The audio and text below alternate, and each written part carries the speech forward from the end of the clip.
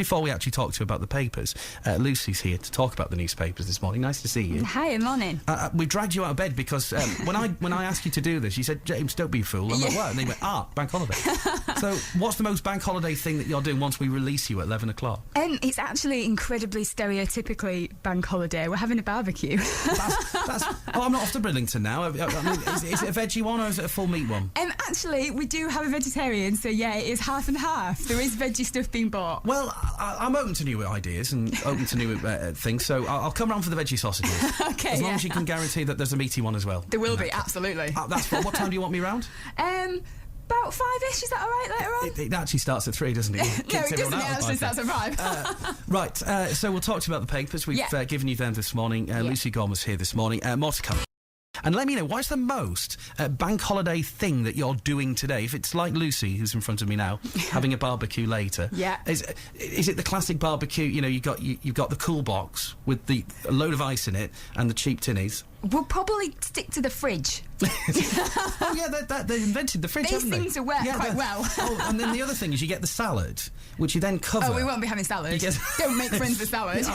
In all the years that we had barbecues, when I used to go to my family's homes in Brand's home in Hull, we always used to have the trestle paint table, or maybe a snooker table that'd been flipped upside down, and there'd be the full glass bowl with your tossed salad in there, your wooden classic salad tongs. Yeah. I don't know what that hand gesture is, but that's a salad. That's a good job tong. we're not on TV right now. That's a salad tongue gesture I'm doing there. But then you'd cover it in cling film.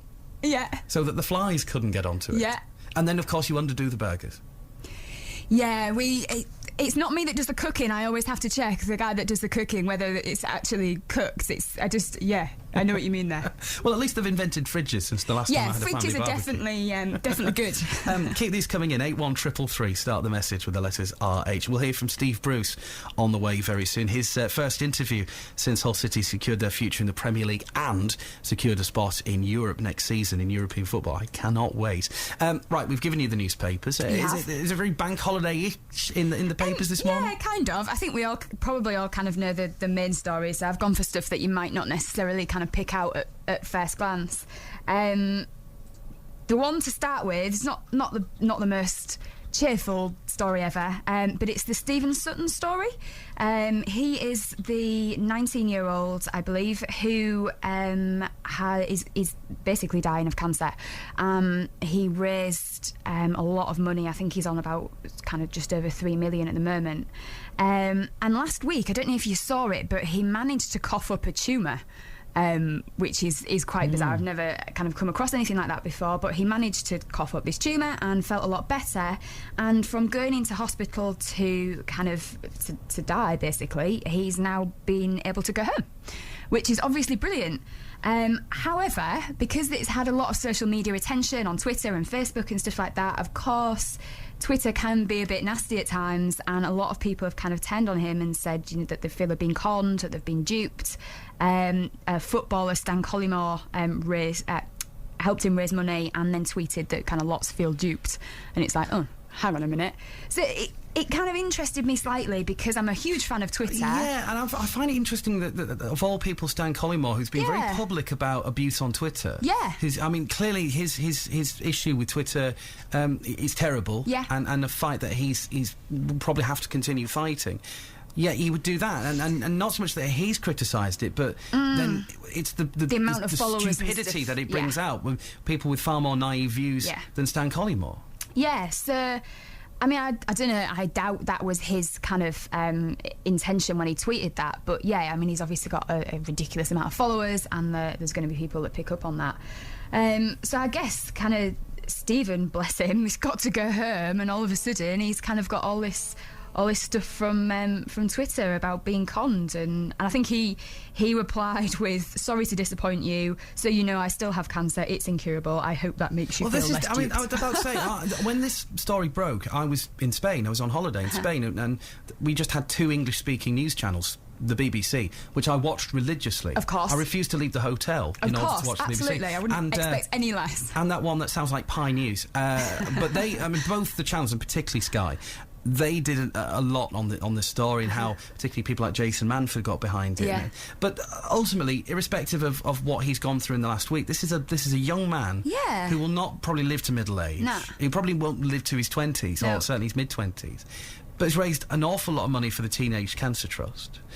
And you continue to do that, and he's dying of cancer. Yeah. Why criticise him, even if his health may have taken a minor upturn? Yeah, well, exactly. He's feeling better. He's got to go home. What? Like, I can't see why people would turn on him for that. But there you go. It's a strange world that we live in, especially a strange Twitter world. Lucy Gorman's looking through this morning's newspapers. She's a founder member of the LGBT Christian Fellowship in Hull and East Riding. I'll ask you about that before we say goodbye. And possibly with that in mind, and mindful of your one of the things that you do in your spare time. Yeah. Bishop Gene Robinson's in the news this morning. Yes, he is. I thought it'd be a bit strange if I came in on Radio Humberside and didn't talk about something gay-related. However, this isn't necessarily the story that I would have wanted to talk about. Bishop Gene Robinson was the first gay bishop over in America. I think it was kind of back in 2003 when he was voted to become bishop. He's been with his partner for 25 years, and he announced yesterday that they are planning to get a divorce, which is really sad because, you know, I've heard him, I've had the pleasure of hearing him talk, and he's fantastic, and he kind of such wisdom and graciousness and everything that he's been through. I mean, when he got when he became bishop, he had to wear a bulletproof vest. Because there were death threats coming in, because people were scared that he was going to get shot. I mean, that's mental, isn't it? But yeah, he, as I say, he's been with his partner for 25 years, and they've decided to go their separate ways. One of the things that he did say was, like any marriage, gay and lesbian couples are subject to the same complications and hardships that afflict marriages between heterosexual couples, which is exactly right. We're exactly the same, and unfortunately, relationships break down. And I guess we've had the first marriages. We've had the first marriages take place in Hull in the last few weeks. Yeah. I guess the next news line will be the first divorce. Yeah. And people, unfortunately, because he is gay, people will pick up on this, that, well, your relationship didn't work. And I really hope that I'm wrong, but I expect that this will probably be, in inverted commas, used against him in certain ways when he is kind of, you know, fighting for equality within the church, which is really sad. So, yeah. OK, we'll look through a couple more stories on the way in a moment or two's time. Let's take a break for some music. With me on the programme is Lucy Gorman, looking through this morning's newspapers. More to come. Hey. With me on the programme this morning, it's not Laura, but Lucy Gorman, looking through this morning's newspapers. A couple more stories before we say goodbye, including Britain's... Now, this is... you've taken a picture of me in the studio, and people can realise why I'm far from a vain individual. Well, I've got a little bit too much around my waist, I'm thinning on top, and I've hardly bothered to iron this t-shirt. Self-critical. I've hardly even bothered to iron this t-shirt this morning. Britain's vainest man. Yeah. Well, I was going to ask you how long it takes you to get ready in the morning. Oh, I jumped in the shower about 8:05 this morning. I was fully dressed and ready by 6 minutes past. That's impressive. No, I mean, it was... I jumped in about 10 past because I had Blair, and then I got out. I was all fully ready by the time the sports news started. That is impressive. I'm impressed. Yes. You don't get a sense of style without really, really rushing it. No, of course not. It's a natural style. You do this without effortlessly. Like Beyonce says, I wake up like this. Yeah, sure. So, how do you become Britain's vainest man? Well, I guess by some kind of obsession. He claims to spend, or he has spent, 100 grand on his appearance in the past decade. So £10,000 a year since he was 19. He spends an hour getting ready in the morning, but he's admitted that he has once spent 7 hours in front of the mirror. Is fake tan involved in this? Does he have hair like a peacock? It's funny you should say that. Apparently, it involves having his eyebrows shaped, eyelashes tinted, tanning beds, spray tanned, regular haircuts, manicures, pedicures, waxing facials. I mean, what do you say to that? Frankly, I mean, there's a lot that can be said, but frankly, one of the things is why bother? Well, I mean, unless you, the one thing I will like to do if I need a suit, I'll try and put some effort in. Then I'll have a shave and I'll squirt myself with something. But other than that, I really can't be bothered. No, well, I'm a jeans and t-shirt sort of person. I do take pride in my appearance, but I would never kind of spend that much. And I don't think me or you are really either in a position to comment on how attractive he is because of it either. But have you got a picture? I have, yes. Hang on. There you go. Well, he's all right. He's not bad looking. I mean, he's not bad looking. He's not frankly, and he's not fine. the most attractive guy that I've ever seen. But I'm going to level with you. He looks like the sort of bloke that doesn't like a pie.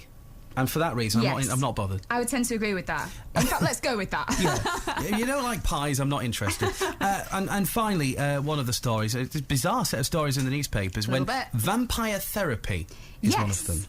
Young blood may reverse ageing. I expect this is probably a little bit controversial because it has a little bit on animal testing, which I won't go too much into. But basically, what they're saying is that an infusion of young blood can reverse signs of ageing.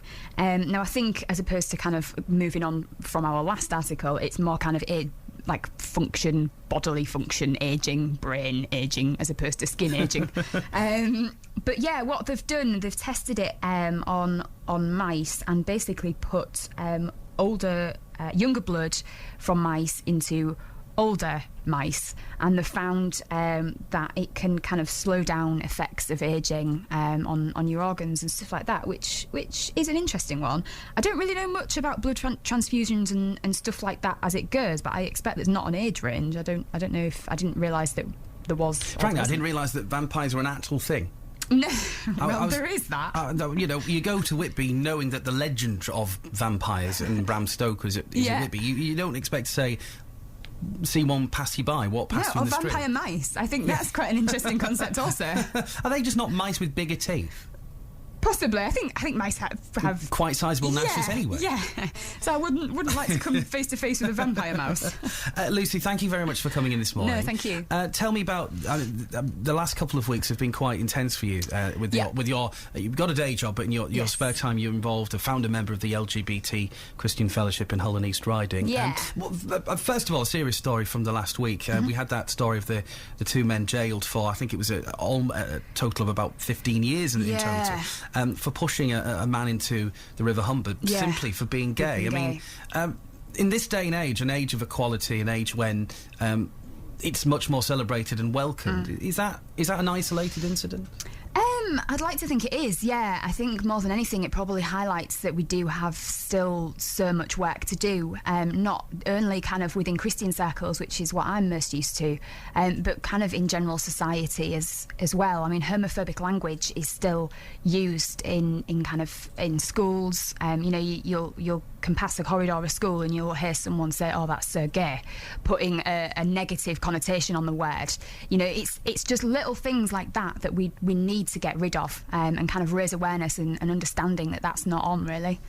And that's the thing, is it's getting to the mindset of the kids, because they use expressions like that without real. I mean, my friends are teachers, and I know that they stop their young, and these are young kids. These aren't teenagers or 10-year-olds in some cases. They are younger than that. Yeah. But they use it as a derisory term. Yeah, I know.